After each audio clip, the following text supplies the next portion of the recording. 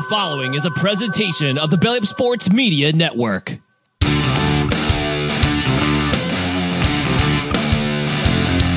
1420 Sports Bar Podcast, for beer with sports talk and a whole lot more. Join host Brent as he bellies up to the bar and gets the conversations going that'll make you think you're sitting in your local watering room. It's sports, beer, and shenanigans, so sit back, grab a few beers, and let's get into it. The 1420 Sports Bar Podcast, for beer with sports talk and a whole lot more on this 12th day of October 2020. The show, as always, is brought to you by SeatGeek.com, the SeatGeek app. Use promo code 1420SEAT at SeatGeek.com today and save yourself $20 on your first purchase over there at SeatGeek. Remember, we are part of the Belly Up Media Network. Go to bellyupsports.com for all their great articles and other podcasts, such as friend of the show, Aaron Reilly from Brutally Honest Sports. Aaron, how are you doing, sir? Little traffic problems today getting back into the studio. Oh, man. Saturdays around here, just forget about it. But, yeah, no, doing pretty well. It's really, really nice day out here today. I don't know about you guys north of the border, but it's beautiful. It feels like just at night, it's starting to get chilly. It is starting to get chilly, but during the day, today especially, can't complain. Yeah, yesterday I went over to the stadium. There was a little crispness on the grass. It's close to get freezing overnight. Like it was about just above freezing last night, but it was quite nice throughout the day and then everything else. Aaron, let's get into it right off the hop. You had some pretty high hopes for both of your baseball clubs this postseason, the Baltimore Orioles and the Philadelphia Phillies, and both came up pretty short. I mean, if you're done, you're done. It doesn't much matter. Let's start with the Orioles. They got two more games than the Kansas or than the Chicago White Sox. Really, when it comes down to it, like the playoffs are a thing, but it's 2 years in a row now that the Orioles have gotten beat out in the wild card round without so much of a whimper. They went out. What's going on there? And is that window not closing? But is there cause for concern in at Camden Yards? Yeah, it's tough to say, right? When we get into the Phillies, it's a completely different story because of the finances. That's what I'll be curious to see with the new ownership in Baltimore. Are they willing to? I don't think they're going to sign I don't think they're going to re-sign like a Burns type of guy, but I think they'll spend some more money. From what I hear and what I read about, they're at least somewhat trying to be players in the free agent market, but. That's really I'm not going to make excuses for him, but I guess talking out of two sides of my mouth, I kind of am going to make some excuses because the pitching staff was just not. I mean, there was nobody hardly left. It was like Burns and Eflin, like the trade deadline acquisitions. Grayson Rodriguez was questionable. Like we don't know if we would have saw him. And the bullpen. They didn't really address their bullpen in the offseason, which I thought was a major concern. If you bring in Craig Kimbrell as your offseason acquisition, that's not exactly spectacular. So, yeah, I think it'll be. They DFA'd him right before the playoffs started, didn't they? They said thanks, bye, see ya. Yeah, and he wasn't even He wasn't even part of the team in the playoffs. But that was their quote unquote answer to Bautista being out this whole year. So I don't know. Like I said, it's going to take their ownership to kind of get a little bit of a stranglehold on trying to become a free agent. A team that makes moves in free agency. You can't rely completely on the farm. The Braves kind of did it back a couple of years ago, but it's very rare that you see Texas last year. They had plenty of trade deadline acquisitions. They signed Seager, they signed Semien, years ago. They spent money. So it's going to come down to, do they have the ownership to do it? And then, yeah, like you said, they played two more games than the White Sox. They played two more games than the Marlins. These awful teams this year. And you got to feel like the air went out of the balloon for them again. And I don't know, these young players will be there, but you lose Burns, that's an ace. He might end up as a Yankee. He might end up as a Dodger. You don't know. He's going to command a ton of money. So it'll be curious. I'll be curious to see, but I don't quite know where they're going to go from here. Do you like the format of the way the players are set up? I know it creates interest with the wild card. The wild card's been around since '95, I think it was, whatever it's been. But do you like the format, the way it's set up? Because right now you have 3 out of the 4 teams that are in the CS spend over $300 million on their payroll. So really, what's the point? Like all you get 2 more games, and you get like I said, you get a lot of interest at the end of near the end of September for wild card matchups. And yes, you did have that great matchup with the Mets and Atlanta on the extra last day of the season.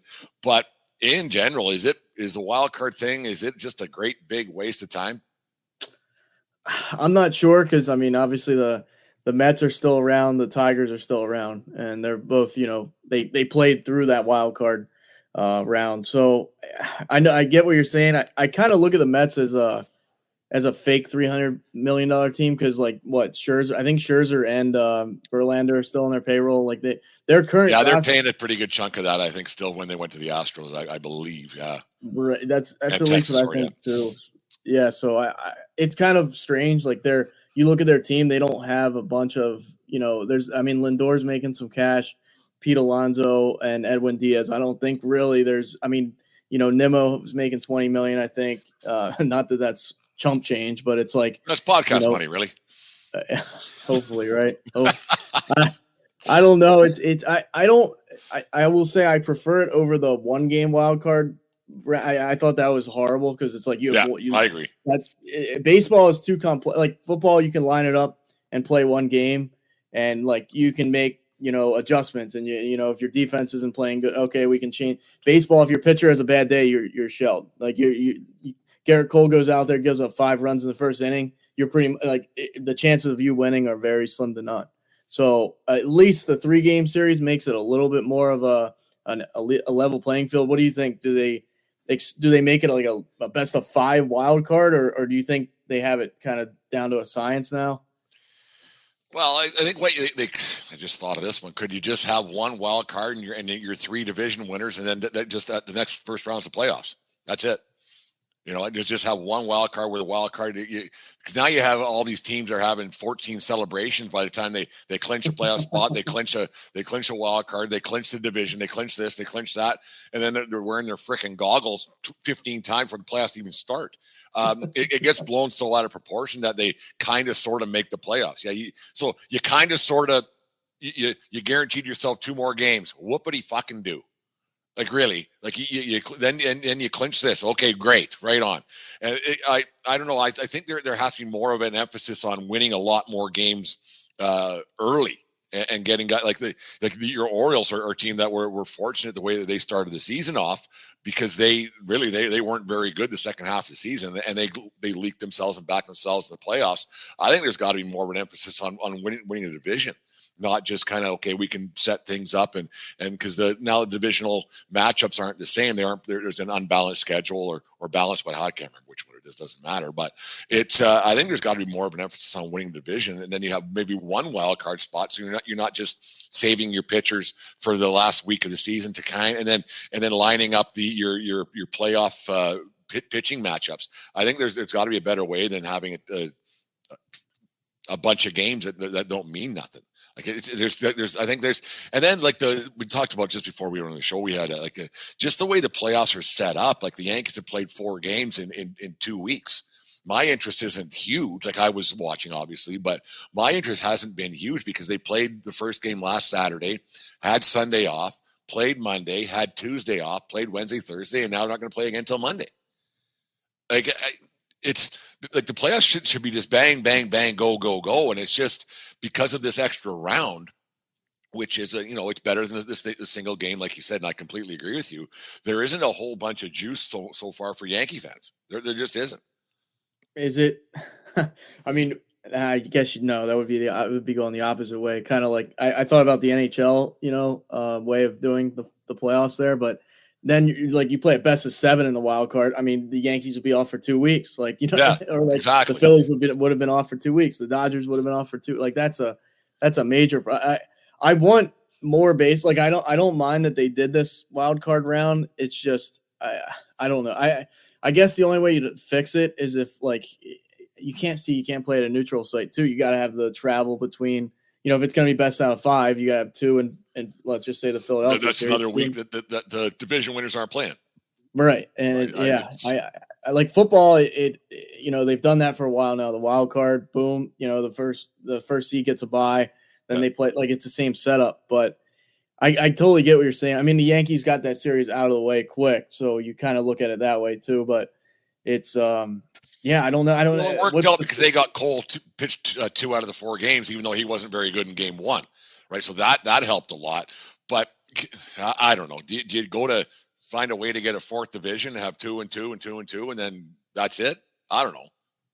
There's got to be something. I see, but I like the wild card, like, because it just. I mean, the Mets wouldn't even be here right now if they didn't have the wild card. You know, so as much as I think the Phillies are a better team, it doesn't matter. I mean, when push comes to shove, they won the series. Like, they played better in that series. It's just like how I like that they expanded it to make it more like there's more baseball, right? That's a good thing. But I totally see where you're coming from, where it's hard to keep a ton of energy if you're the Yankees, where it's you played 4 games. It's like, well, you look forward to them playing every game that they do play, but it's not like they're okay. Here's a game here. Here's a game there. Here's a game that. It's just like kind of a tease. It's not the whole thing. Let's get into the. I had Ryan Finkelstein from the Locked On Mets podcast on yesterday. It should be up wherever you get your podcast right away. But he was talking about the Mets, how like they just kind of they got a little bit of mojo going on right now, and they got everything going. And they had a really tough start to their season. They were 11 games under 500 at the end of May, and then all of a sudden they're the best team in baseball, and they look like they can't be stopped. And it's actually like holy Christ, the Mets they got some. I mean, they're the Mets. They're going to tank somehow. It's the Mets, right?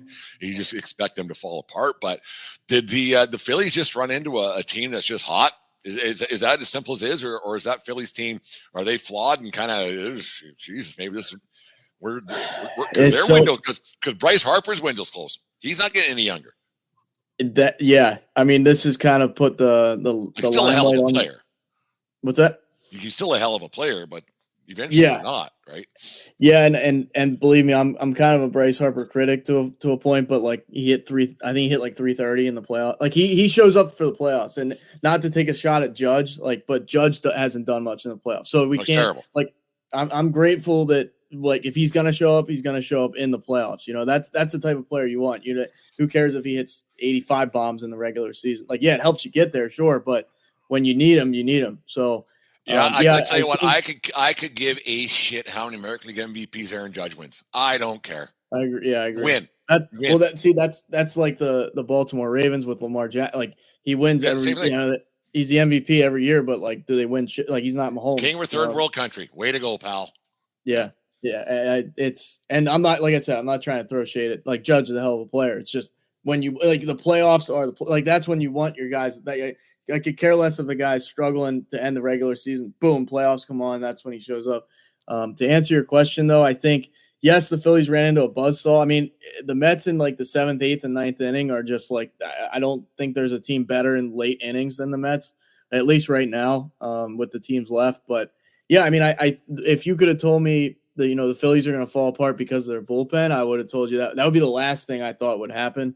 The bat, where they're scoring 1 or 2 runs a game. Yeah, I that team is very like when they're hot, they can put up 9, 10, 11 runs on teams. But when they're cold, this is what you see. And I think like this might be a hot take, but I think Trey Turner's contract is one of the worst contracts in basebal history. He's a really good player, but I thought that's an overpay.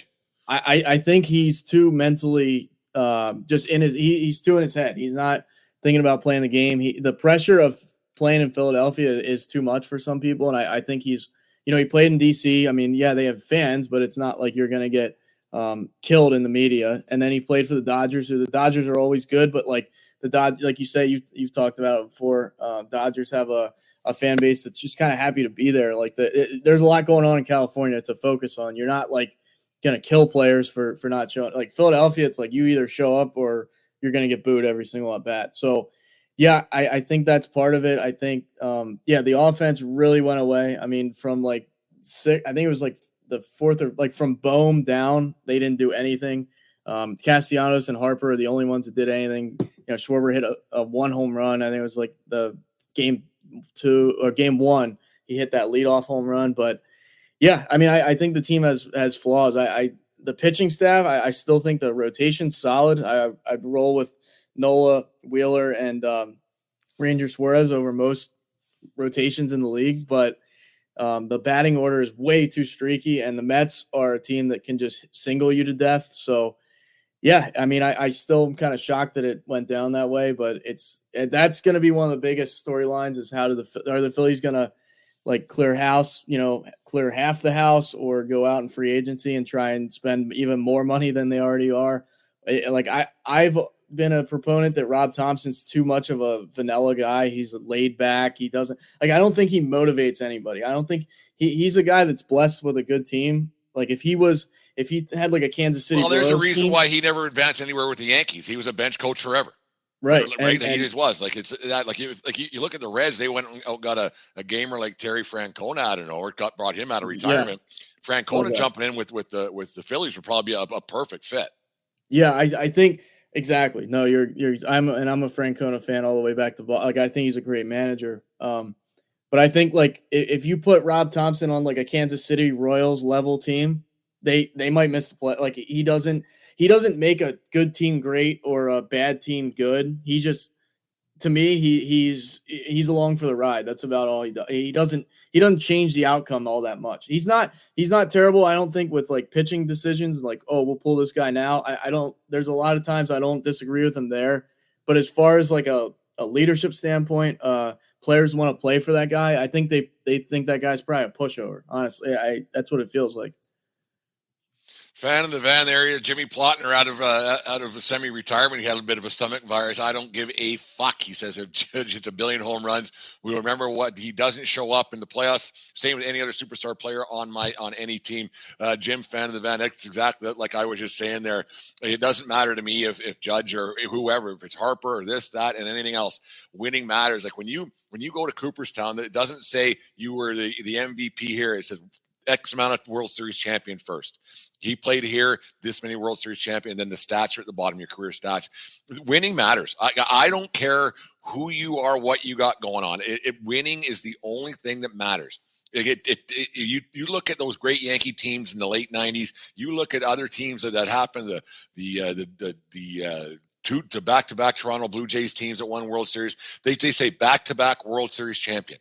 That's what matters to fans. That's what matters to the media. All that other stuff is just window dressing. It really is. It doesn't matter. And you could have all these things and everything, but you show up in the playoffs and win something, that matters a ton. Like if the Red Sox would have never won in 2004, David Ortiz is not on TV today. He's not, right? Like you have to win. He's got personality to burn, but eventually you have to win.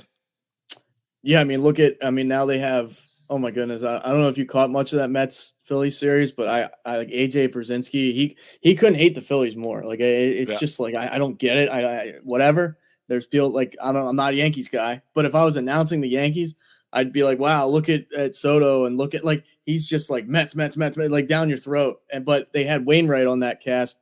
Who Wainwright, a world champion. You know, he's going to be a Hall of Famer if you already got one with the White Sox in whatever year that was, 2000. Oh yeah. But Brzezinski. Yeah, but like, I mean, you have to have that. Like, if you're gonna have, I totally forgot Brzezinski got one. Like, I forgot because the White Sox are so bad that you can't even picture them being good. It's like, but yeah, no. I mean, look at like Wainwright. If Wainwright was just I mean, you got Tom Brady in the NFL in the booth. They incorporated Romo, but you're going to have those guys that are champion. And like even that Red Sox, if they came back from that 3-0 against the Yankees in the ALCS, but they go on to lose the World Series, they're not going to be forever. Like they'll be remembered, sure, but it'll be a lot less like. Yeah, if you didn't win, you didn't win. You got to win. And that's anything. Yeah, I'll talk about that White Sox team for half a second. Like they lost 122. That's tough. Like to lose 122 games, that is tough to do. And then the owner comes out and says, we're going to be cutting payroll again this year. Like how these owners get away with this is unreal to me because they get so much money in revenue sharing and MLB.com and the app and everything else. And they say, yeah, you know what? Losing 122, that's not nearly enough. Let's see if we can't beat that one. Let's see if we can't beat this one. Like, how the hell is this allowed? And then the mess of we haven't talked about this, the mess of the Oakland A's organization and how Major League Baseball allowed that to happen. Like, it's just the whole thing on the bottom end of baseball. Baseball, I was going to say this for the next segment, but baseball needs a major change because the haves and have-nots it's gross now. It's actually beyond gross. Absolutely. Yeah, absolutely. You took the thoughts out of my, the Browns have been, yeah. I mean, they really are. It's one thing you can always count on. Christmas coming December 25th, and Jim, the fan of the van, saying how bad the Browns are no matter what. I mean, kick them while they're down, and they're down. And they're down. The Browns are down. Deshaun's not. They're probably going to. I think they have to bench him. I don't think they have any choice but to bench Deshaun Watson. I really don't think they have a choice. Yeah, I mean, it's a lot of money, but who cares? He gave up on with you. We'll lose without you. Who cares? Right. Yeah. I mean, they had a 4th down last week, and I didn't watch the game, but I saw a clip, and he gave up. He's like, you know what? I'm not even going for it. Like that to me is you should be benched the rest of the year for something like that. Yeah. I mean, he should be arrested for highway robbery for the amount of money that he stole from that franchise. But I mean, the A's thing really, cause I mean, watching Moneyball, and I am going to kind of be one of those guys here, injuries of Radish. Yeah, exactly. Yeah, I mean, back it up, Binge Podcast. We got to get you on the show and talk some baseball face to face. Me just reading all your posts here. An Orioles fan here. Starting pitcher injury to Bradish. Wells, Means, and G-Rod missing the back end of the season. 48% of the runs on a long ball need more non-yard production. Kimbrel not good. Exactly. We were talking about that exact same thing earlier on. Kimbrel and his dangly arm, and his stupid stance, his stupid hair, and his stupid man bun, and all his stupidness. He needs to just go away. I can't stand Kimbrel. I just can't stand him. I mean, back to the A's. Sorry. No, you're fine. I am gonna I'm trying to stay more loyal to from the Phillies from now on, Brent, because I do hate myself for having to. I'm gonna follow the Orioles from a distance, though. You know what I mean? I'm still gonna, because I think you still have a little bit of Dodgers love in your back. Oh yeah, I do. A little bit.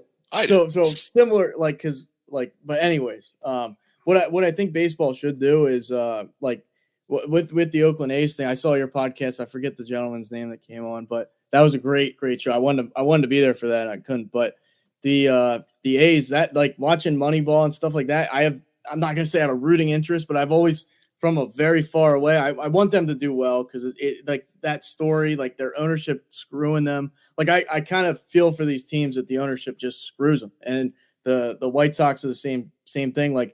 Baseball should have learned. What's wrong with trying to force ownership to sell the team?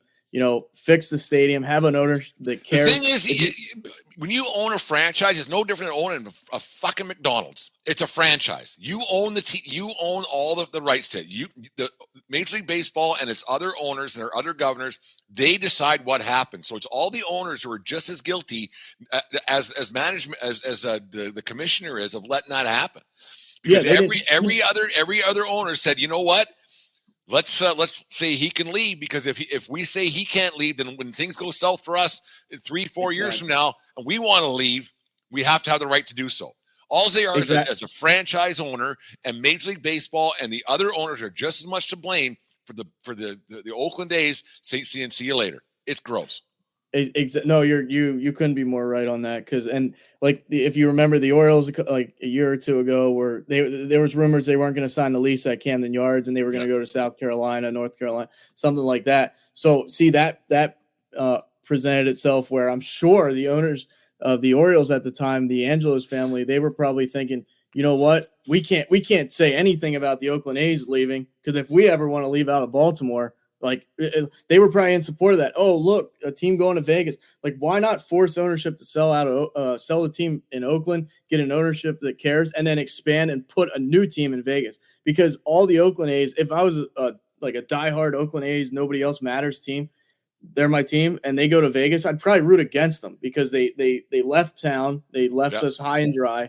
It wasn't the fans' fault. I don't care that only 2,000 people showed up. It's because of the ownership that fans didn't show up. It's not the other way around. It's not fans didn't show up and then ownership decided to do this. No, ownership didn't care for the longest time. And then the MLB doesn't step in and say, look at the White Sox. This is a black cloud on our – I mean, you don't have that in the NFL. Even the bad NFL teams, the Cleveland Browns, let's just say, they have crowds that, yes, it's a lot less games and stuff like that, but you don't see a team absolutely not trying. They thought Deshaun Watson would be good. They brought him in.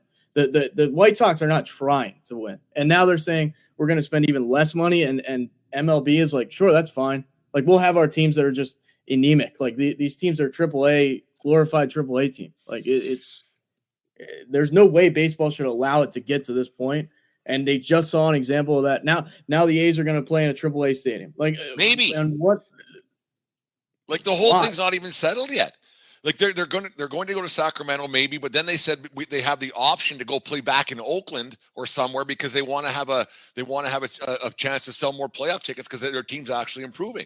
And then the thing in Vegas is a mess because now the Tropicana site, they're like, well, we don't have any money to pay for this, and now they're talking about going up by the Rio because Vegas said, no, man, this isn't how we do things here in Vegas.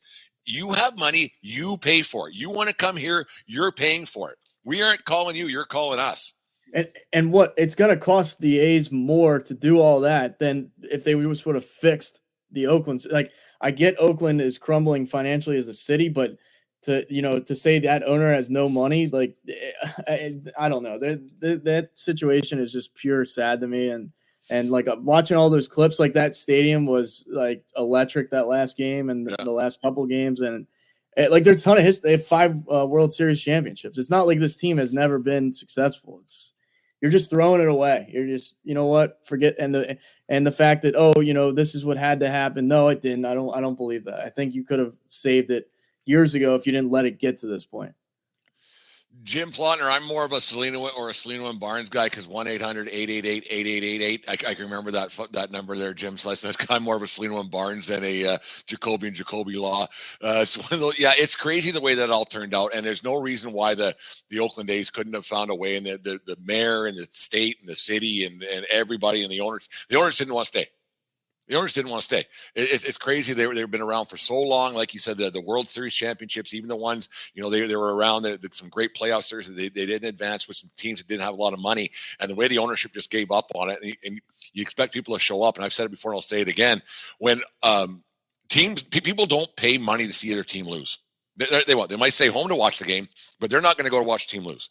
And it's sad to see that ownership just gave up on it. You still had, and it goes deeper because now you're not getting guys signing free agent contracts to go there because who's going? I mean, the place was a dump. It was dilapidated and everything else, but it's just crazy the way that all turned out. It's awful that it turned out. My brother just tuned in for the first time. I think it's the first time he's ever listened or watched the show. Why not stay in Oakland and get the new stadium down in Vegas? I'm an A's guy. I don't know if I can cheer for the Vegas A's. Go Tigers. Yeah, I totally agree. You're going, like you said earlier, Aaron, I don't know how we ended up with this stupid A's talk 2 weeks later, but it's good because it's they had to find a way to get it done. They really did. Aaron, what's up, man? Go ahead. You read this one, Aaron.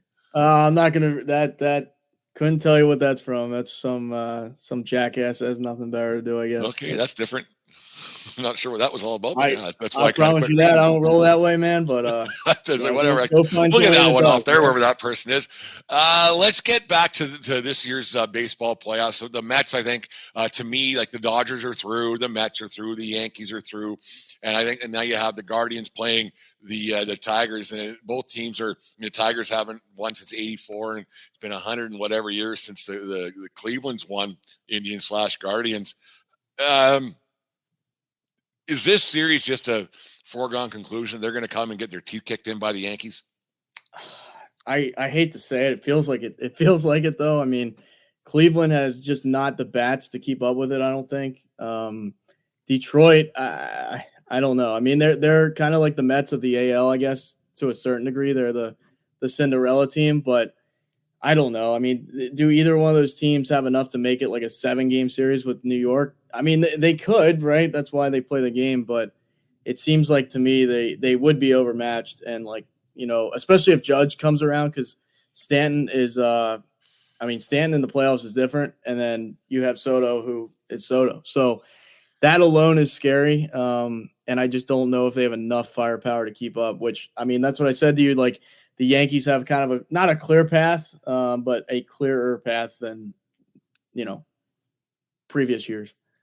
Yeah, but the thing is, you still got to play the games, and anything can happen. And all of a sudden, you run into a buzzsaw, and you go, "Oh, this didn't go the way it was, the way it was supposed to." And the Yankees, I mean, they haven't really done it. Well, haven't done anything since 2009. Haven't been in a World Series since then. Boo-hoo on my end of things, I guess. But it just seems like it's a foregone conclusion. It's not a bunch of juice. Then they should win, and if they don't, then it's just a disappointment, and it's just over, right? But the National League playoffs have been just fantastic, and the way that the Phillies lost out to the Mets and the Dodgers and the Padres went to the 5-game series. I wish that one could have been a 7 because that was a knockout. But the way they to go 23 or 24 innings scoreless to end the playoffs like the Padres did. That's astonishing. That's tough to do, to not find a way to score a run. And is that analytics kind of taking over? Like the big swing is going to do it. The big swing is going to do it. But you know what happens if you don't get a big swing? Zeros across the board. What's your thoughts? Yeah, I mean that's the baseball we live in, right? Launch angle and hit the 3-run home run, all that. I mean, I was a proponent of, because that's why I always kind of preferred watching American League ball to National League when they had the designated hitter compared to the pitcher. I hated that. I thought that was so stupid. An automatic out or a sack bunt, maybe a sack bunt. Yeah, you kind of, and then every once in a while a pitcher will hit a home run and they'll say, "Oh, see, that's why we shouldn't get rid of it." Okay, or Tolo Colon would tie into one somehow. Yeah, yeah. If you look across the league, they're hitting .46, but we'll make an argument that makes sense. So.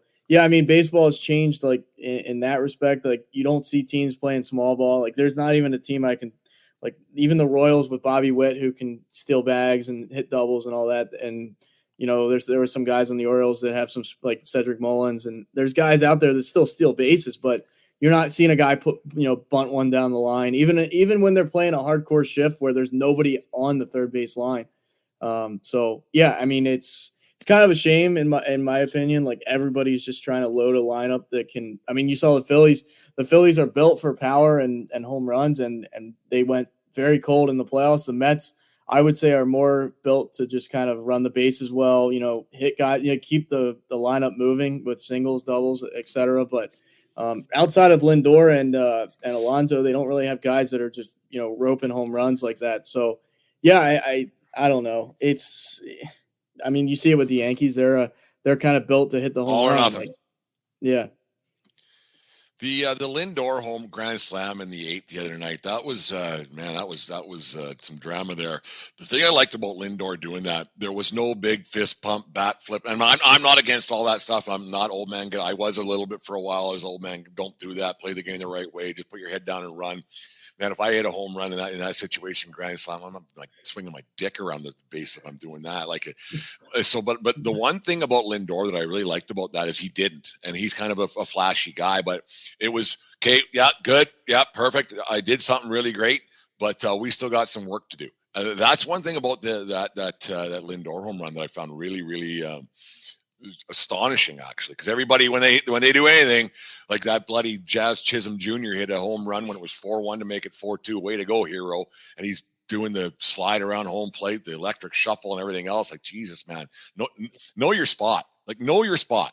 Like, if you're down, you ain't winning. I know it's only 2 swings to the bat away at that point, but if you hit a home run to make it 4-2 in the bottom of 9, and you're fucking doing that, fuck off. Do you think it's because like Chisholm coming into that team, he knows he's not going to be like he's a veteran, but he's not like he's not the guy. He's not the guy. He's right? 6th or 7th on the cool list. Exactly. Like, yeah, like he's a nice player. He can do a lot. He was a good acquisition for you guys for sure. Yeah. But it's like Lindor. The Mets are Lindor's team. So if you see Lindor pimping a home run, it's like, okay, we can all do that. Like he is the Mets. Like the Mets go as Lindor goes. As much as people want to say, it's Alonso's team, from everything you hear, Lindor is like the vocal leader in the locker room. So yeah, I mean, much as I don't $40 million a year, whatever they're getting. Jesus. Yeah, and I think you're finally getting what he's worth. Like maybe what he's like before this year. I don't think he was worth it. This year, I mean, you can make a case, and obviously coming up in the postseason, like I said, is the biggest thing. So yeah, I mean, credit to them.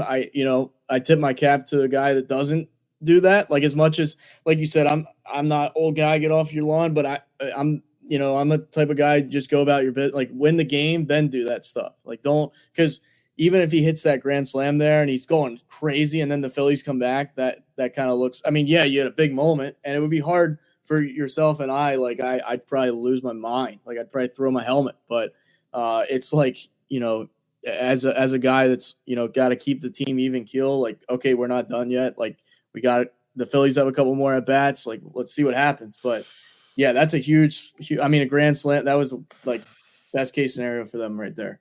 Well, and you think about like just that series alone, game 2, I think it was back and forth and back and forth, Great and the game. home runs and the 8th, just a great game all around. And yeah, be careful what you wish for. You just might get it and that's what happened. A lot of times they were a little premature ejaculation. I think with some of those celebrations that they thought they won the game in the 5th, and they thought they won the game in the 7th, and then how it all turned out, because that Harper home run to get things going for them, and then Castellanos hit one right after that. It was like, holy Christ, they're going to pull this thing off. And the Mets came back, and it was just a great game all around. But yeah, that's the thing about baseball. Don't celebrate a little too early, because until that last out's recorded, especially in playoff baseball, anything can happen. Anything. And until that final out's recorded, man, oh man, you better keep your yap shut, in my opinion. Get excited, but don't be pointing at the other team and saying, yeah, I'm the man, because you'll get it thrown down your throat pretty quick. Absolutely. Yeah. And I don't know. I mean, it's made baseball more fun to a certain degree, but I am an old school. I mean, I don't think, you know, you should never celebrate, but it's like you'll see a guy, you know, it'll be 8-1 and he'll like throw his bat. Like it's just like, okay, why? Like, I don't. Yeah. Way to go. Now you're hitting 214 with 9 home runs. You're getting DFA'd next week, you loser. One of those things. Out of the 3 teams that are in so far, you got the Mets, who haven't won since 86. They went to the World Series in 2015. And then they obviously, in the 2000, they lost, got swept by the Yankees. Not swept, it might have went 5 games with the Yankees. It was never going to be close to the Mets, right? It was one of those things. And you have the Dodgers. They won that one in 2020, the COVID year. So it's kind of a 3-quarter World Series, but they won in 88. The Yankees, they're supposed to be there year in, year out, and then whoever, the Roar of 84, like I said last time, the Tigers won. So out of the Guardians haven't won this century, or well, this century's kind of young in comparison. Even everyone the 1900s, they didn't win, I don't think. So they've been out a long time. Out of the 5 teams that are left as we're doing this podcast right now, which team do you think has the most pressure on them to pull one off and maybe win something? I mean, it's got to be either Yankees or Dodgers, I think, because of like the payroll they carry. I mean, I know the Mets, like, to me, that Mets payroll is like fake, though. It doesn't actually then they got the Dodgers payroll at 230, but they forget to add that $70 million that Ohtani's making, because he's got deferred money on the back end. So he's only making $1.5 million podcast money, right? One of those things. Right. Yeah, for some. Yeah, I mean, I almost think it's the Yanks, only because, you know, the Yankees are like, quote unquote, the gold standard, right? They're you know, the chase for 28. It's like it's been a while in their standards. Like 09 for them is like a century. So, I mean, you got to think it's probably the Yankees, followed by a close second of the Dodgers, because the Dodgers, I mean, have spent more money than the Yankees in recent times, and they have like you said, they have the COVID chip, which, I mean, to me, that's kind of an asterisk beside it, but whatever. I mean, somebody's got to win it, so they did. But, I mean, the Tigers are playing with house money, and I even think the Mets are playing with, like, even though, you know, we can argue that the payroll is kind of up there, no one expected the Mets to, like, you know, to get especially through Milwaukee. After a start, yeah. Yeah, even like, you know, what was it, 1 out in the 9th inning versus Milwaukee, everybody thought the Mets were dead. So the Mets are, to me, the even more of a Cinderella just because of the way they're winning. The Tigers are kind of just like holding on for, you know, dear life. I think the Mets are proving they deserve to be there. If I was a betting man, which I thank God I'm not, because I'd be really broke, but I would put money on the Mets just because of the way they're rolling, the way they're winning ball games. And they seem to be on that magical heater, and there's going to be if DVDs are even a thing anymore, the championship DVD will be on sale with the day that the game's over. It just seems that they're on a bit of a heater that might not be able to be stopped. It's pretty remarkable. It's been a great playoff. Like we've talked about it a lot, like how the playoffs are just baseball playoffs are just different. Like until that final out's recorded, like when the Phillies were playing, were you swearing a little bit, Aaron? Oh, absolutely. Yeah. I couldn't, when they hit the grand slam, I really didn't. Because it was just, it felt like 1920. No, they won in 1920 and 1948. Back when I was just a young fledgling baseball fan. I'm not done. I thought it was longer than that. That's thanks to Troy. Say hi, Troy. How you doing? I thought it was a lot longer than that.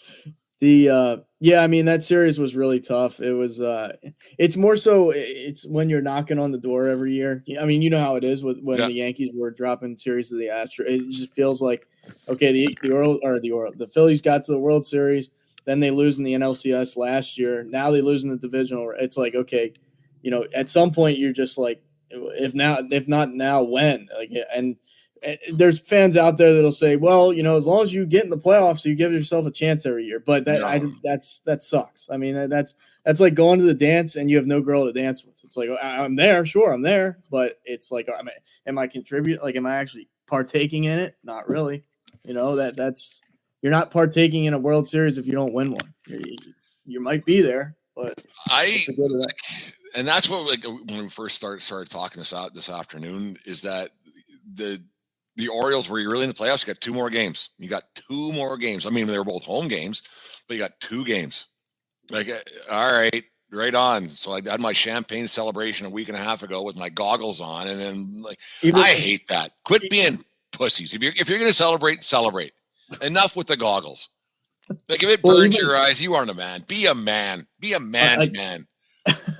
I know the Royals got a tough one, obviously, with the Yankees there, but I guess, you can look at them as, because the Orioles were leading the division for a while. I don't know if the Royals were ever winning that division and stuff like that, but you got to think you go into the playoffs and you for lack of a better term, you bust your load so fast that it's like you're done. It's like that's almost more deflating than making it to me. Like you're because you especially get steamrolled. I mean, the Orioles just couldn't hit, but the Royal, I don't know. If you're a Royals fan, did you ever actually think you were there's those fake optimism and anything can happen, sure, but when you don't actually feel, I don't think it's fake optimism here. I think it's stupidity. I think you're just flat out stupid if you think that they're going to win. And the Yankees barely snuck by that one. Like, they didn't play very good in game 1. They got to win. But the Royals just they're okay. They're okay. And the Yankees escaped one. But you play that series 99 times, the Yankees, or 100 times, the Yankees win 98. Really? Yeah. It reminds me of the Twins in the last 3-4 years. The Twins are in the playoffs every year. They win that division almost every year. They don't do anything. They're not actually real content. You can say they're a contender because of where they sit and, they're in the playoffs, but does anybody think they're actually going to get through? If you do, like you said, it's probably stupidity. Yeah, there's being, a fan of your team, but Jesus, man, it's over. Like, Christ, it's just ridiculous. We talked about it. Baseball needs to be fixed a little bit. Is it time? I'm against salary caps because every owner has the same opportunity to spend money if they want. These guys are all rich beyond belief. They're all billionaires, and they could find a way to do it. Is it time? Because now, like I said, we have 3 out of the 4 teams that are in are the top 3 in payroll pretty much, but the Dodgers pretend they're not, like I said, with the Ohtani deferred money. But is it time that there has to be some kind of a salary cap, or more importantly, does there have to be a higher floor that owners have to pay? Like, that owners have to pay more than $30 million, which is a pitcher.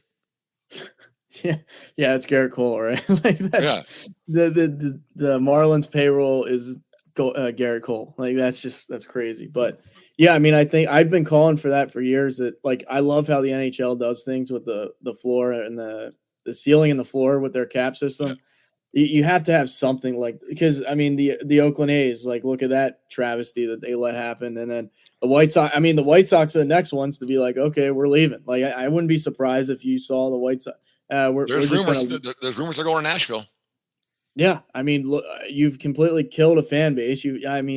when that team was, Mark Burley, Brzezinski, you go down to Paul Konerko, like they had guys back in the day. And it's a long cry from like contending. What was it? Ozzie Guillen managing that team, but it's at least make an effort, right? Like if you're forced to spend some money, at least maybe the riches get spread out a little bit. Because like Corbin Burns is a free agent, one of the best pitchers in baseball for my money, and it's like, is he going to the White? Like there's 0% chance he's going to the White Sox. Where in the NFL, a quarterback becomes a free agent. Oh, that team needs a quarterback. That team, like nobody's ever technically ruled out unless they've put themselves in a salary situation or a salary cap situation where like the White Sox, the Royal, like there's teams like we could probably, like you always say, there's probably 3 or 4 teams we could say they have a chance at him. Everybody else doesn't. No one else does. Like we talked about this probably a year ago today. We're probably having the same conversation. You could go down the major league, the list of teams. You could pick out 15 right now.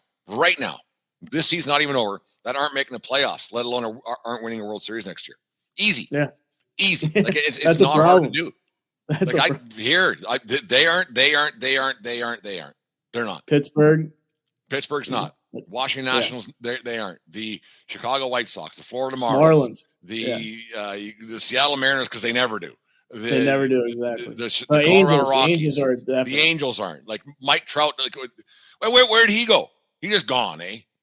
Like that's okay. If Mike Trout wants to improve his public image, which I don't think he gives a shit what I like. I know he doesn't give a shit what I think, but the general public is starting to lean away from Mike Trout a little bit, in my opinion.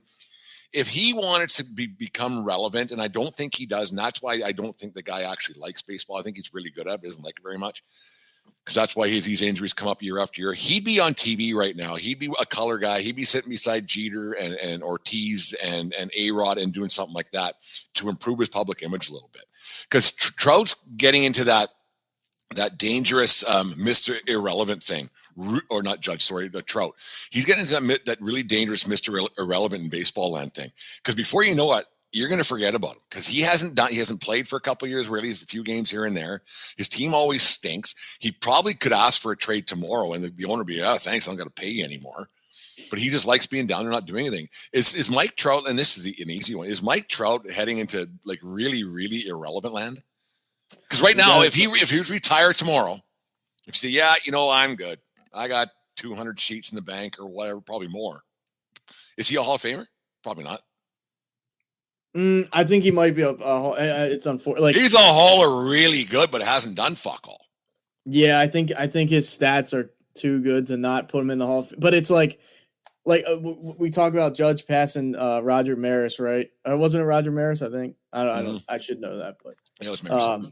But didn't catch Bonds because Bonds hit 198 that year or whatever it was. Right, and as good as Judge is, we don't even talk about that anymore. Really, people aren't bringing that up constantly. Like you watch the Yankees, they talk about how good they're, but like that's how quickly things are kind of forgotten. He hit 58 this year and nobody cared.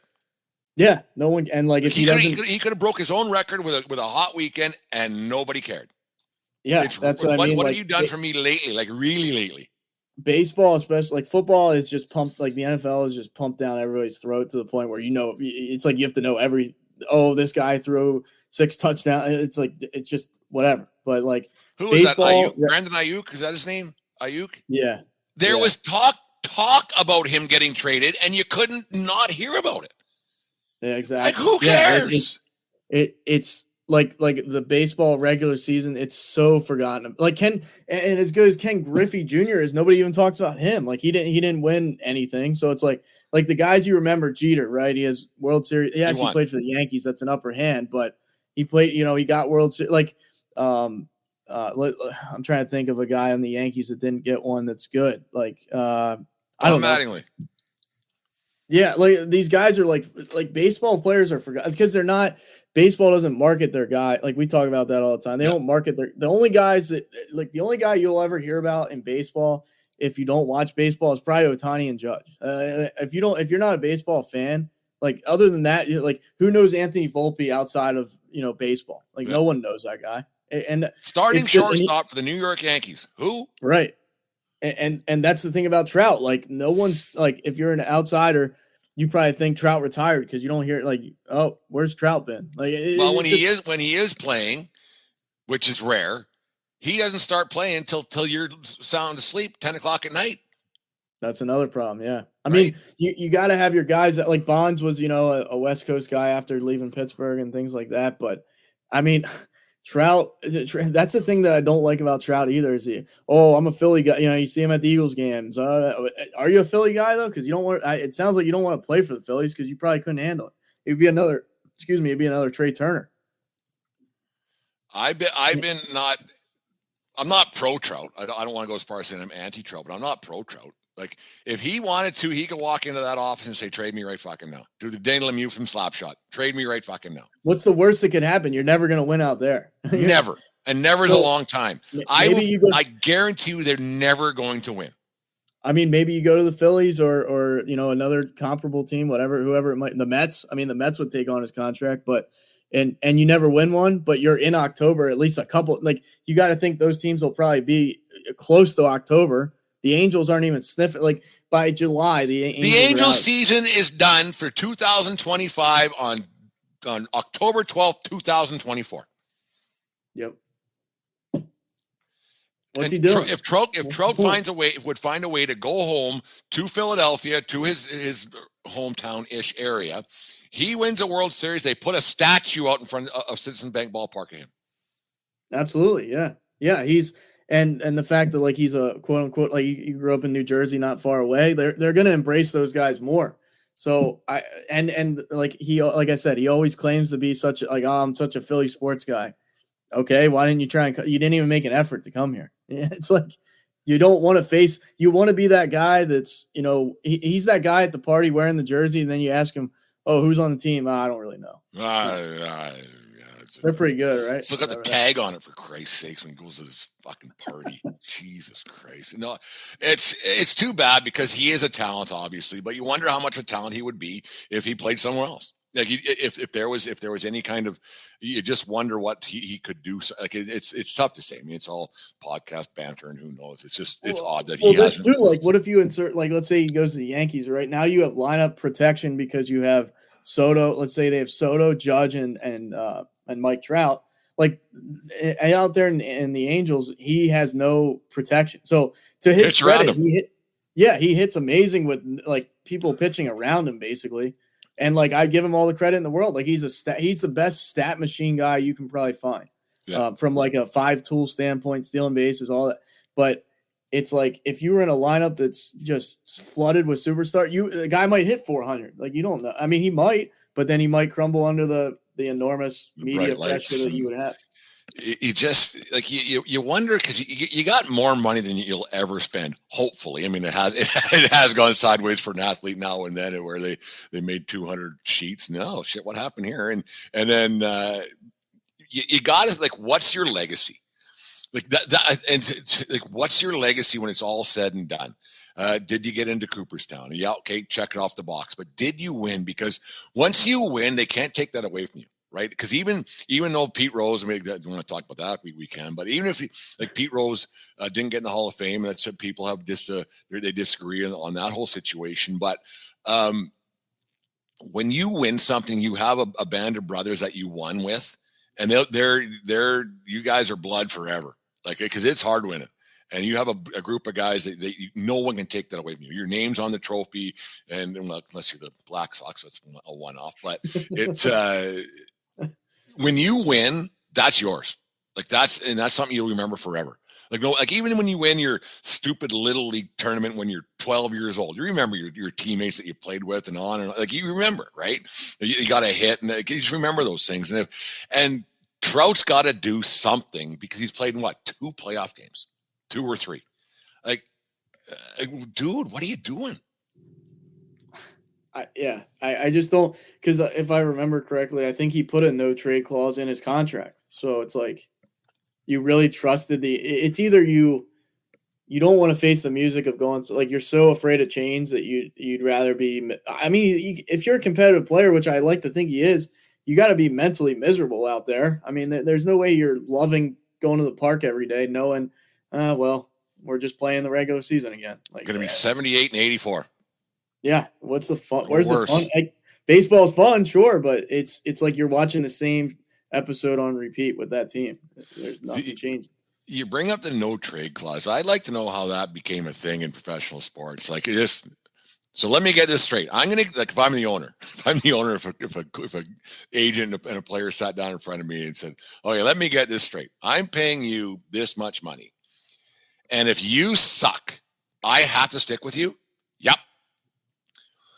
That doesn't sound like a very good idea to me. I get it. I get it. The players have leverage, and they should, because it's just the way the collective bargaining agreement is. But if you stink, an owner shouldn't be obligated, because that's the only thing in maybe the odd union here and there. But even a union, like the grievances that they could happen, like if a player's not very good, an owner, because at the end of the day, you're just an employee, right? And if you're not pulling your weight and you're making 20 sheets a year, an owner should say, hey man, like, do you want to get out of here? Like, at least NFL, there are some that are guaranteed contracts with a caveat, and they can pay it over time. But eventually, like I like to know how this no trade clause thing came about. Like, it's odd to me.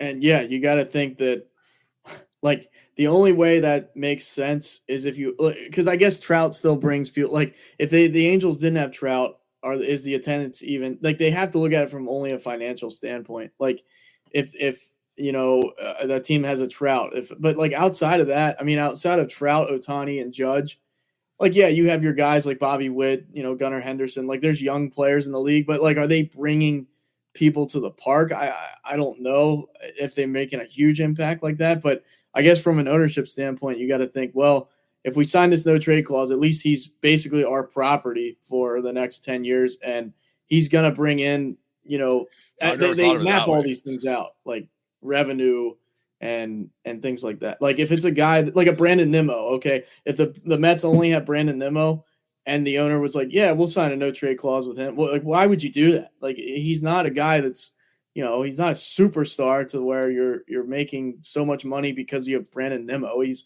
a nice player. Sure. You want him on your team, but it's not like, oh man, we have to sign this no trade clause for Brandon Nimmo.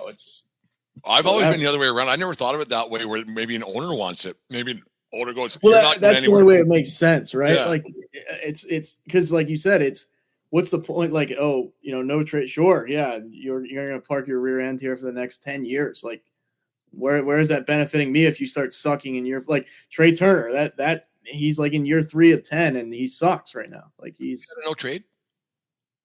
I think he does. That's what I'm saying. But like, I think Harper signed has a no trade, but we might see Harper. I mean, everybody's going to decline. Judge at 38 won't be the judge of. Well, you pay the front end, right? Like you quote unquote underpay. Like, you give Judge $40 million a year for what he does in the first 5, because you probably would have had to give him 55 if it was a 3-year contract. So you pay more on the front end than you would on the back end.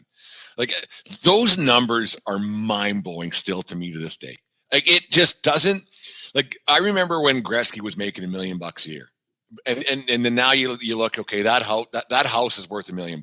So you kind of get $1 million.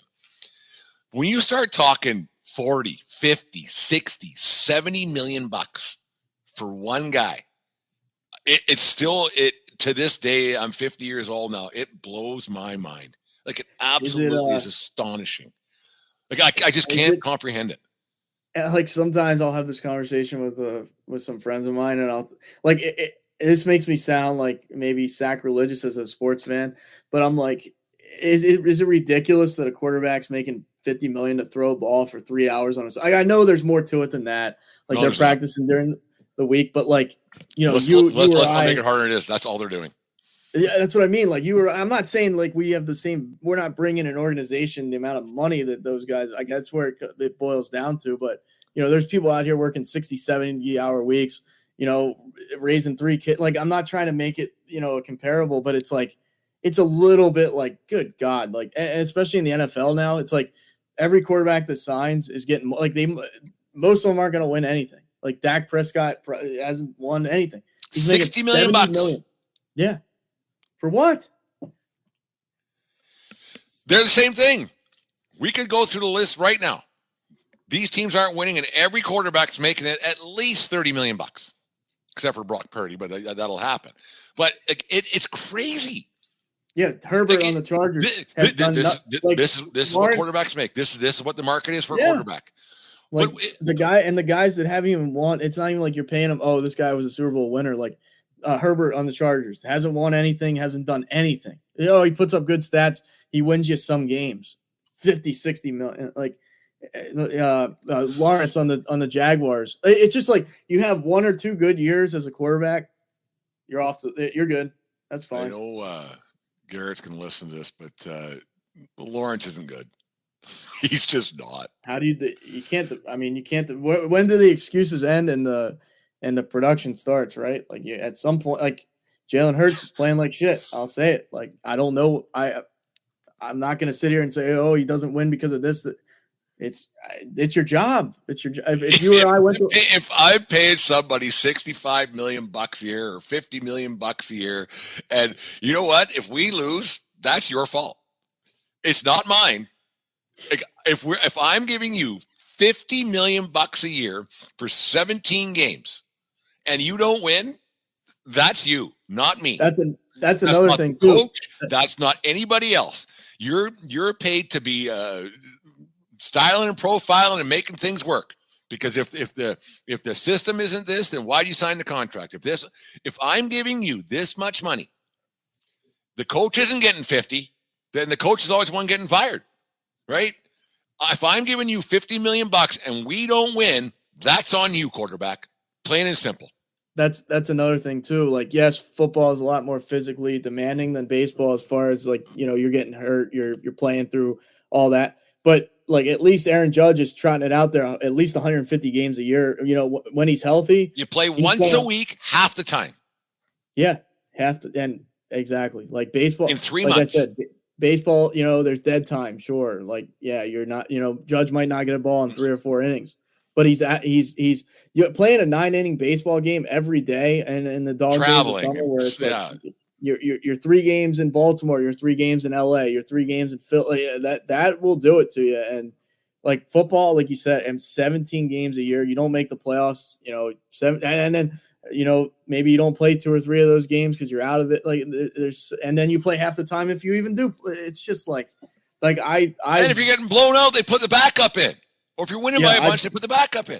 I bang the drum all the time on the fact that like it's like there will be a day where guys are making $100 million a year, 1 year, $100 million easily. It's like for that doesn't, like, yes, sports are good and they're a great distraction and they're enjoyable, but like, are we really at the point where that's what these guys are worth to, like, I get they're bringing in X amount, like that's what they're looking at to pay them, but it's like, that's just, it's mad. It doesn't even make sense to me. It doesn't. When the going rate for a mediocre quarterback is 30 whatever million a year, probably more. I don't know what the exact numbers are. We don't really check stats here and everything on the 1420 podcast.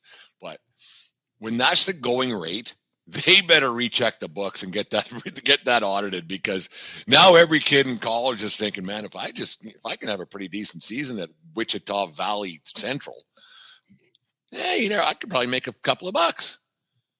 Like, I don't get it. I don't get it.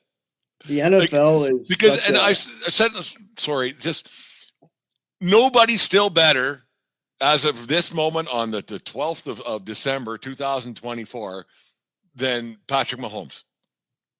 So whatever he's making, everyone else should be below that. Pretty simple.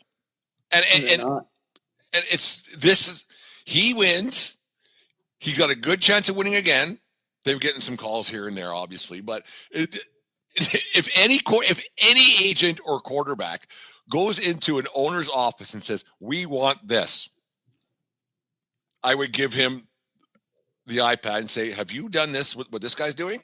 "No, get out. Get out. You're not worth as much as him. Fuck off and stay fucked off."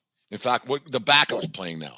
You're not making any money. Go to fucking Superstore and start bagging groceries. Fuck off.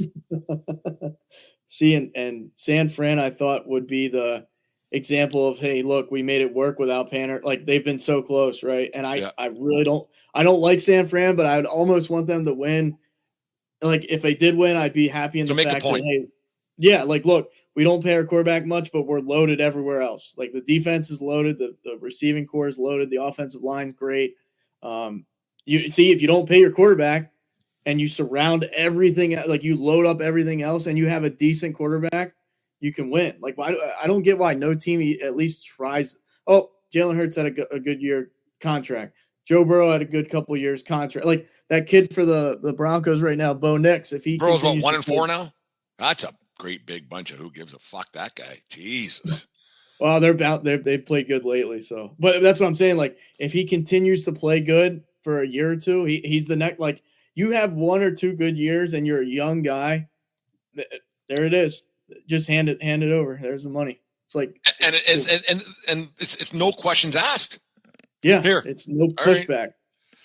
And that's one thing that's different with baseball is like the guys, like when you get drafted first overall or the first round in the NFL, you're playing. When you get drafted first overall, first round, you know, they're pushing pitchers through a little bit more now because Tommy John's and their arms are going to fall apart probably next week, most of these guys. But you don't get a chance to make a bunch of money early when you're a baseball player. And so it's a lot different. Like you get some chance in baseball to season a little bit. Whereas football, here's some money. Here you go. Done. Like they don't have to prove themselves, and like it's so. And I just thought of this actually. They don't have to prove themselves in the minors. They can play against subpar competition on a weekly basis in college. Get some scout that says this guy's the next one, and they get paid by what a scout says. It's great. Like they don't have to prove themselves against professional athletes. Like college football players do not have to prove themselves against professional athletes to get paid. I just thought of that. They don't. Correct. Yeah, and the thing with baseball too, like I heard all this talk about because Alec Boehm is, I guess, becoming a locker room. Like he's a guy that struggles mentally with a lot of, like he just doesn't, you know, when things get rough, he checks out, he gets miserable, you know, like if he's not getting his at bats, like he's just a guy that he's like a mental case. So he needs to, you know, get help and figure that out. But what I'm getting to there is he's going to go into arbitration, I think, either this offseason or the next. There is no arbitration in football. It's like you play good. Here's your money. Like Alec Boehm. Here you go. Alec Boehm might say, you know what? I'm at arbitration. I'm worth $28 million. And then the Phillies come back and say, oh, you're like the 14th best third baseman. Let's just say you're actually worth this. So you can take this or you can fuck off too. Like football, it's like everybody's resetting the market. Is it just because football makes so much more money? It has to be. I've heard of NHL guys, some guys that I know a little bit, that when they went to arbitration, that the relationship with their team was broken. Like I told them how good I was, and then they told me how bad I was, and then a judge would decide how much money I was going to make. And he said there was like one guy, I'm not going to mention his name, but he told me like he felt because they were trying to save, I don't know, $500,000 or whatever it was. He felt like he was like not even an NHL caliber player anymore after he left that hearing. You're like, no, you're not very good. You did this. Watch this play. You're terrible here. You're not nearly as good as this guy, that guy. Football, yeah, here's 40 mil. And you don't have to prove yourself. It's all on potential. Yeah, maybe. I don't even think the NBA baseball like Judge had to wait 7 years before he got his payday. What if he got hurt? At least there's that, right? At least, like I don't think the NBA. I don't follow the NBA like I used to, but they give those guys bucket loads. The Brinks truck loads up right in front of their house the minute they sign a contract. Here you go. Nothing to. What do you do? I don't know. Who do you play for? I don't care. Yeah, I didn't know that about the NHL. It's interesting, but I know baseball. Like I said, like you know, Boehm's coming up on arbitration. Like I'm sure there's guys like Volpe will probably be coming up on arbitration before too long. Like, and yeah, it's kind of a slap in the face, but at least there's like a business side of it, right? It's like, okay, we got to do it. Like that's like me going to my boss. Oh, I think I deserve this. You only deserve, like, that's realistic. Football is just like, fuck it. Here's money. Like, why is it? Just because, like, yeah, just we're number 7. All right. that kid on the we Reds. went 3-14 last year. Here's 40 mil. Fuck me. Yeah, you had good stats though. It wasn't your fault. Well, it's not my fault. Well, and the really thing is too, like the Commanders are having a great year so far. And like if that quarterback plays good for the rest of this year, he'll probably go into next offseason with his agent and be like, okay, boys, like let's get this guy signed in a year or less because he's playing good already. Like all you got to do is just have a good year or two and be a young guy, and the sky's the limit. Like you could make 50, 60 million easily. And like I said, with no, like those young guys in the Orioles, right?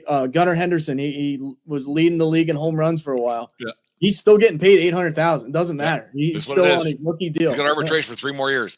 Yeah, he's got it. Okay, this is what I'm making. Like at least they have to suck it up for. Not that $800,000 is chump change, but it is compared to the NFL. It's when your teammates got fucking 80 sheets in the bank after 2 seasons, keeping up with the Hendersons is a little bit tough. Like it's unbelievable. Here, okay, like who's the kid? Who is the quarterback for the Commanders? He's got the draft pick this year. What's his name? Daniels. Yeah, Jane Daniels. Right. 10 years from now, and I'm still doing this stupid thing in my basement here. I'm going to put money on the Washington Commanders with Daniels under center have not won a Super Bowl. You never know, but football to me is more wide. It is and it's not, because it's not the haves and the have-nots, but it is still because the Chiefs are the haves, right? And everybody else is the have-nots because they haven't done it. Like they've just so I because they have one guy who's the best in the league. Yeah, I get where you're coming. Like the Eagles found a way to win a Super Bowl. The people thought that would never happen. So I'm not saying it can't happen, but like baseball, I could tell you this right now. Look at Pittsburgh with all the time. I mean, they draft Paul Skeens. They have guys in the line. Like they find ways to they're like the Oakland A's of the East Coast.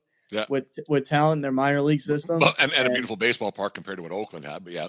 Exactly. Oh yeah, that's where it goes without saying for sure. But I can guarantee unless they get new ownership, they're going to be stuck in purgatory for like forever. And that's the thing about the NFL. At least like you going into a new year. Oh, the Bears get Caleb Williams. Oh, you have you have a little bit of hope. The baseball, like if I'm a Pirates fan, I have no hope going in. Zero hope. Zero. You watch it because you love baseball. That's it. That's where it starts. If you're a Pirates fan and you're sitting there every year, we're gonna find a way to be sneaky good. Like the Brewers, right? Like my buddy Trajan, he was trying to tell me, this might be the year. At least, yes, they're closer. They knock on the door. They're a good team. Lick in the jar, yeah. But are they gonna what makes you think, other than just pure fandom, that they're gonna beat the Mets? They're gonna beat the Dodgers. They're gonna beat like these teams that are just rolling. Like it's just Phillies couldn't do it, and the Phillies have a 200 plus more million. And not to say that that's the only determining factor, but in baseball, it's like it's look at the Blue Jays. The Blue Jays have all the talent in the world, and they can't do anything. Awful. They're in a heap of trouble out there in Toronto land. It's back. So you're not getting free agents. Getting free agents, I mean, you give them enough money, they'll come. But the Blue Jays have to overpay to get guys to come north of the border. It's just fact. And even though it's like Toronto's a great city, it's probably one of the top 5 cities in North America. But people just don't want it for whatever reason. It's now you got to overpay, and people say it's cold. Well, it's just cold in fucking New York City. It's just the same whatever. But no, let's move away from baseball here a little bit. This is a great conversation here. And Jesus Christ, I think Saturdays might be our sweet spot here. One of those things. Got me a coffee today. It usually doesn't come out this quite. Your Penn State Nittany Lions headed to the Coliseum in Los Angeles, California today. Haven't met since that fateful Rose Bowl back in 2017, 2018, whatever it was. What's your thoughts on your undefeated Nittany Lions so far this year? I mean, for the most part, it's been pretty good. I can't necessarily complain. The fact that USC dropped that shocking game last week make me feel. That actually makes me feel worse about this matchup, though, because I think they know, obviously, that they need to win this game to stay even relevant. I mean, the two losses already isn't great. No, they should have that Michigan game. They should have won that game. I'm fucking pissed off still about that. I don't. I mean, this whole Big Ten. It's not what is the Big 16 or Big 14. I hate it. I don't like it either. It makes me nervous. They got to go all the way out there. Like if it's the Rose Bowl, that's different because you have time off. You're out there for a week or two. Like I think they flew out there on like Tuesday or Wednesday, something like that. It's a weird dynamic. It's a lot to get used to. You're in a different time zone. I'm not trying to make excuses for why they're going to lose, but I'm cautiously optimistic because this is a game they could lose for sure.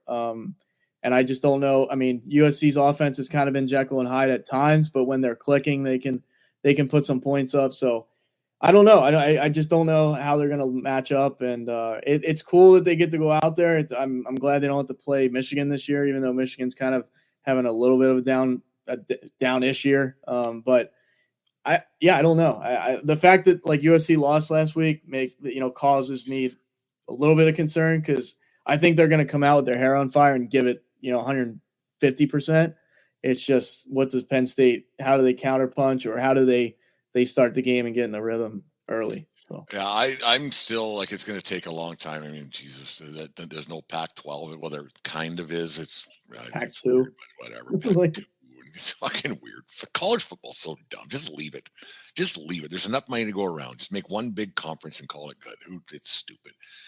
Whatever. But no, it's odd. Like I said, USC, the big loss that they had against Michigan, they should have won that one in the big house, and then they lost last week. So season's basically over. Like it's ridiculous to say it's week 5 or 6, whatever it is. It's over. You can't do anything with it. USC wins big today. Like by big, I mean 10. I guess it's not a. Wow. I think it's a 4-point spread right now, isn't it? Something like that. But yeah. Something it was like 3.5 last time I saw it. Well, Aaron, that game starts in just over an hour and 20 minutes. This is a lot of fun today. We should make this a regular thing on maybe every other Saturday or something when you can find time and I find time to make it happen. Yeah, absolutely. Definitely like the collab. I wanted to be there. I got really caught up in that Oakland A's stuff I guess I'm just such a baseball nerd that I started really following that, listening to those guys and the fans in the parking lot. And I was like, man, they really got fucking screwed. Like that, yeah. It's Jesus. That one. Well, maybe we'll get some other guys. I got a couple of guys from Oakland. I'll get them. Maybe we can jump in there. But it's baseball has so many storylines, and we've talked about before, and how they just don't promote themselves. Like there's so much that happens in the game of baseball, and like the baseball dorks like me and you can follow it, but because it just doesn't get the national press, because baseball is such a regional sport.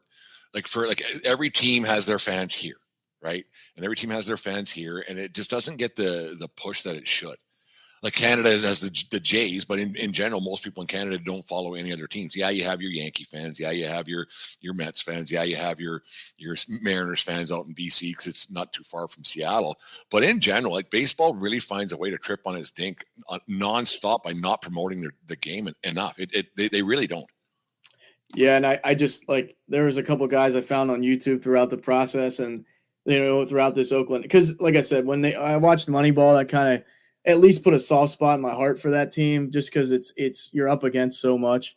Wow, that's taking a shot at the USC Trojans there. Yeah, my brother, he's a Trojans fan as well.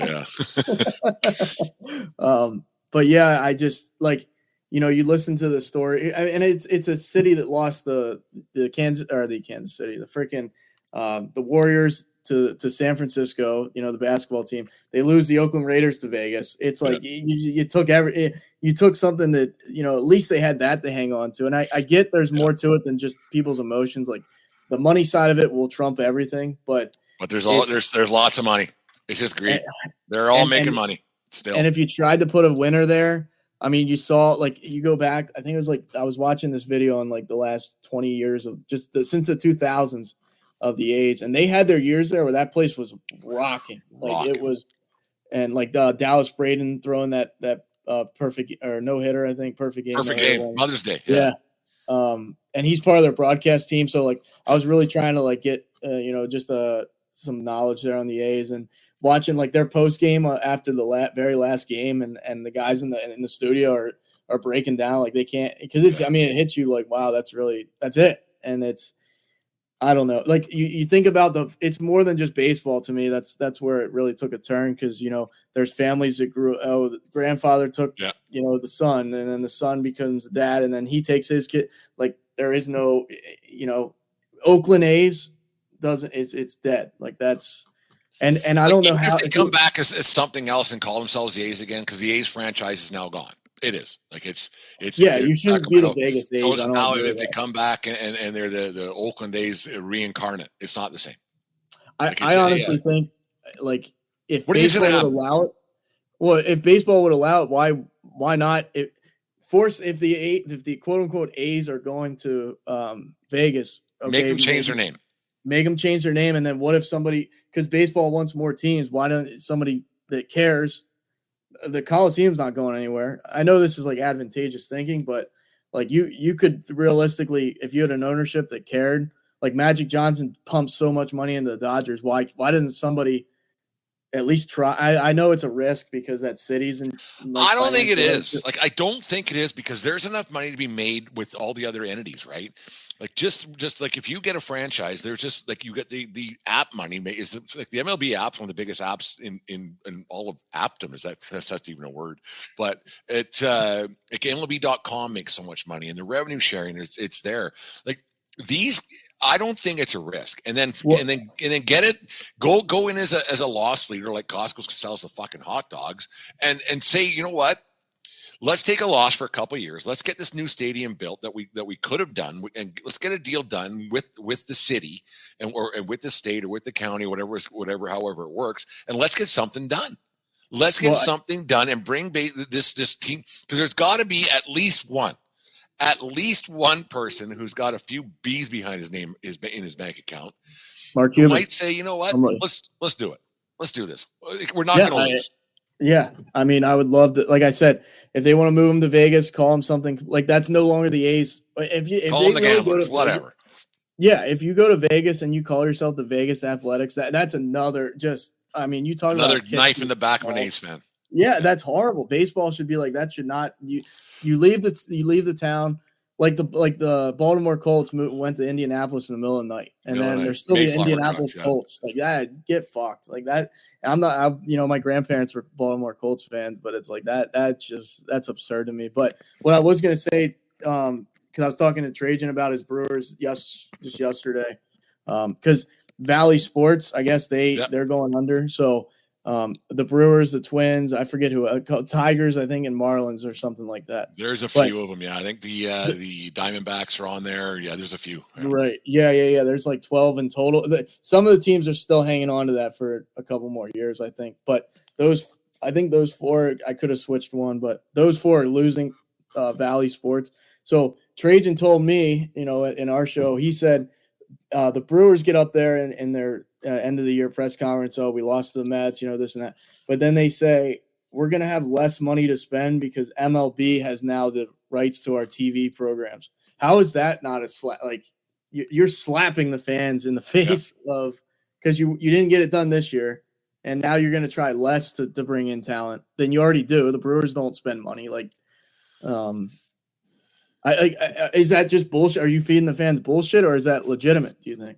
I think it's legitimate because the TV deals are huge, right? Like that's why the Yankees have their own network, and basically so do the Red Sox with NESN is kind of owned by the Red Sox, and the Jays are owned by Rogers, which owns four of the things. So like the money is huge when it comes to this, and they dump it into themselves because advertising dollars are huge. We see that with everything. It ain't a good look for baseball. It's not a good look for baseball that these television deals get destroyed because you can't watch it, right? Like if you're out of market games, you can't see it, and you have to get the app or else you can. It's just so it's the whole baseball they just find a way to do it. And then if you're already making excuses, like we said earlier, we could name 15 teams right winning the World Series, but you had playoff teams now that are being told that they're going to spend less money. Well, fuck me. Like we didn't win this year, and now you're already telling me in October that we're not winning next year. Why am I buying season tickets? It's so, oh man, I just don't get how it's like they almost intentionally try and do this sometimes. I mean, you got to think like you said, I mean, those TV deals, I know they're hundreds of millions of dollars, and like, yes is like nonstop Yankees. I mean, Yankees Entertainment Network. So it's like, I mean, you have the Goliaths, right? Like the Yankees have a Goliath, but even like Oakland had CSN, Comcast Sports Oakland. Yeah. That's what the Phillies run off of, CSN Philly. It's like these mid-tier or whatever, like these smaller market teams. Like the Orioles have Mass and Mid-Atlantic Sports Network, but like how sustainable are those networks? But I still think you got to have enough ratings to keep those going, though. Like baseball is always on, so it's like you go to any bar, there's 162 of these games. Like how are they people losing are watching? money? Like people are watching. There's got like for the I can't remember what show I was listening to so many these damn things, but they're getting like it sounds like not a lot, but you're getting 300,000 to 400,000 for a bad game watching it. Like that's a lot of eyeballs picking up going to Salino and Barnes and whatever the advertising is. Like there's 400, 500, like sometimes like 800,000 people watching these games for a bad game, for a bad team. Like there's got to be some money there somewhere. And the fact that what is this now? MLB is just going to take over. Like, are they going to try and go out there and try and get the Brewers a network, or is this just going to be the way it is for like the Marlins and the Twins and like, is this the solution or is this a Band-Aid? Like, what is this now? I don't think they know. Because it's just every time they try to do something, it goes wrong. Like it's crazy. It's insane. Okay, Aaron, let's get out of here. What do you got going on? I see you're a Wisconsin guy now all of a sudden. Yeah. He's I mean, I found somebody that, I mean, he's more consistent than I am, and he's more punctual than I mean, punctual is my biggest thing. Like I'll do it. It's just trying to be there at the time I stay is the hardest part. But Trajan on Wisconsin Sports on the Go. I mean, we found each other through a podcasting group on Facebook, and we've just been trying to pump out. I mean, he wants to pump out 3 shows a week. That's what we've been trying to do. That's what we did this week. So, yeah, I mean, just trying to stay on the horse there, because it's, as you know, it's consistency is the game, and it's hard to do it, but it's also an escape for me for sure. This world's just madness right now, and sports world kind of, at least I still lose my temper, but it's like, I don't know. It's a controlled. It's more of a fun discussion, at least. No, it's still a lot of fun getting away from it all, and like you kind of just turn it off and swear. I wish I didn't know all the behind the scenes. Like I wish I could just watch games now. Now I'm always thinking of an angle how to make it into a show. Like I'm always thinking of some different thing. It's fucking ridiculous. Anyways, the 1420 Sports Bar Podcast, 4 beer sports talk, and a whole lot more. Take care of each other. More important, take care of yourself and around. Keep your stick on the ice, and what else, Aaron? Don't swing at the high pitches. There we go. Have a great day, folks. It doesn't matter where you are, it's who you're with. Have a great weekend. Go Trojans, and we'll talk to you guys later on in the week.